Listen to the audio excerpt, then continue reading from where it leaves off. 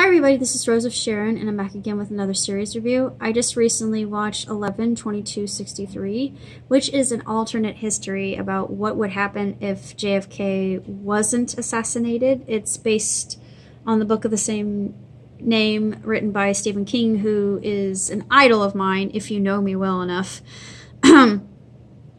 This is alternate history at its finest, and it kind of makes you wonder what the heck went wrong.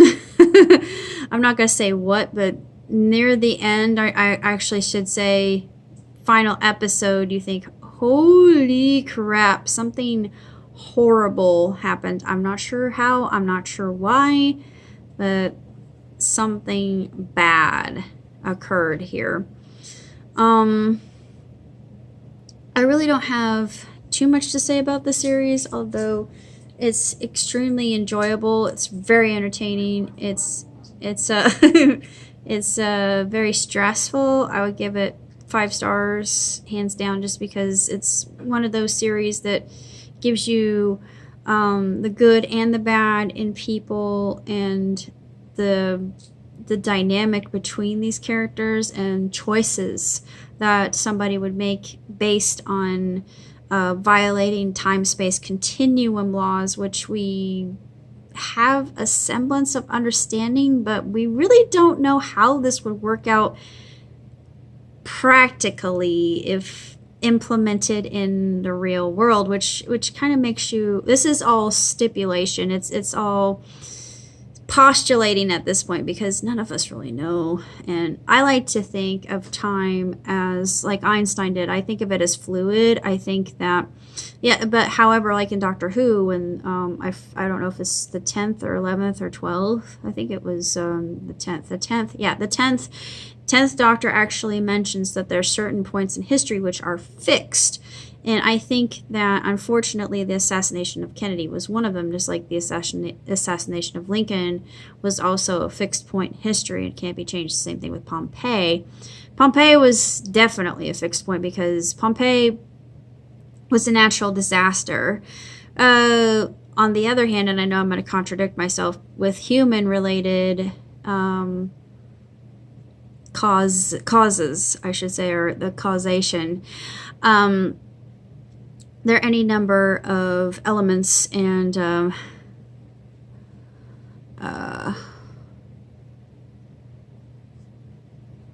different factors to take into account that could be altered, and it kind of makes you wonder, like it did with that was all just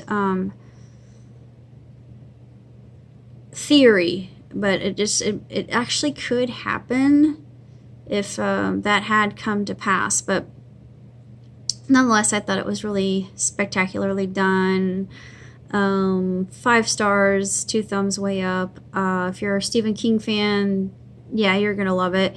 If you're a stickler for alternate histories like I am, you're gonna find it absolutely fascinating. It's one of those series where it's a thought-provoking series. It's not one to watch for just the case of being entertained, but also engaging your gray and white matter and wondering, could that really occur in this period, and what we know or what we understand, because a lot of people say time is relative, and I like to agree with that too. Let's not go there to hurt our brains any more than they already hurt now. But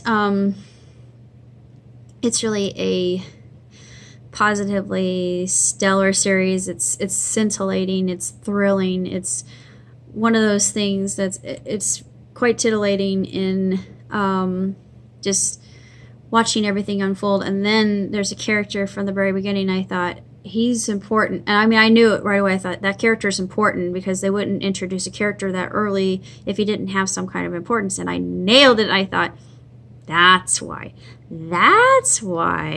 you were there, and you were a caution. You were a messenger. You were a character that was trying to dissuade Jake from doing what he did.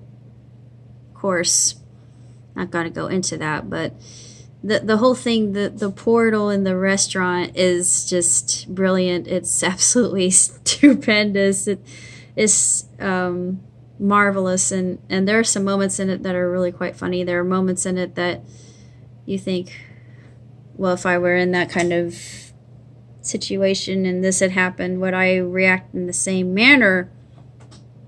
There's that as well, and that's just this the whole morality, self-defense, um,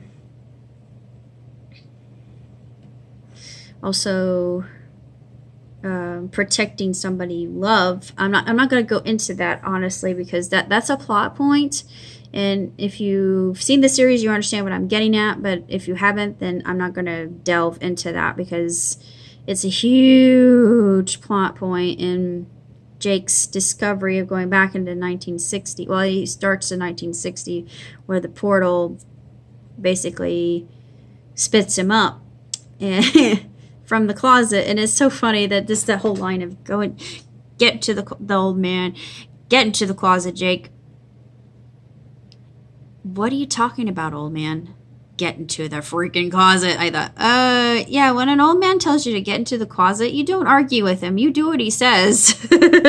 Even though it might seem a wee awkward at the time, and that whole get into the closet thing. Yeah, so in context is really quite funny and ironic and just humorous, and it comes out of the blue. It's so unexpected. And then the whole reveal of him going back in time and into the 60s and realizing how much of a simpler time it was. I would love to go back to the 60s, except for the whole Jim Crow thing. Yeah, I'm not a fan of the Jim Crow thing. And the whole women are meant to stay in the kitchen. And yeah, no, I'm independent. I'm not a feminist, but I'm an independent woman. I'm a humanitarian and an egalitarian. But yeah, I think I would have fit in well in the 50s and 60s, just because I'm an old soul, and it feels like it would have been so much simpler. And yeah, it was a simpler time. Things were less complicated, but they didn't have the technology that we have now. And you look back and you think, oh boy, how far we've come, especially with blood transfusions. There's an interesting, really intriguing scene about blood transfusions, and yeah, that I thought, wow, really. Stephen he did his homework. He did a really spellbinding job, and that's about all I have to say about 11/22/63. If you're interested, if you love that kind of thing, that sort of element that really gets your cogs and wheels turning, by all means indulge yourself, because it brings up a lot of really good topics that will be just fabulous icebreakers, I think. So, until next time, live long and prosper. Ciao tutti.